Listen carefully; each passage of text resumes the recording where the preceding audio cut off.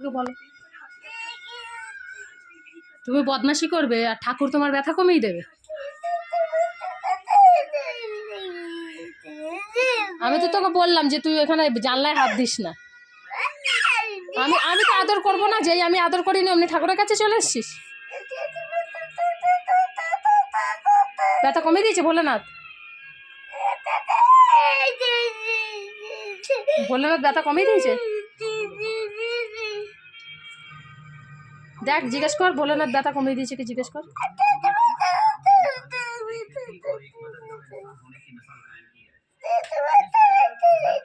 ব্যথা করছে, খুব ব্যথা করছে।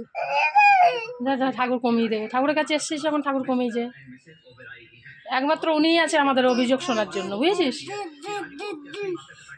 অভিযোগ কর, অভিযোগ করতে এসছিস না, কর। তোমার হাতে ব্যথা করে আর দুষ্টুমি করবি।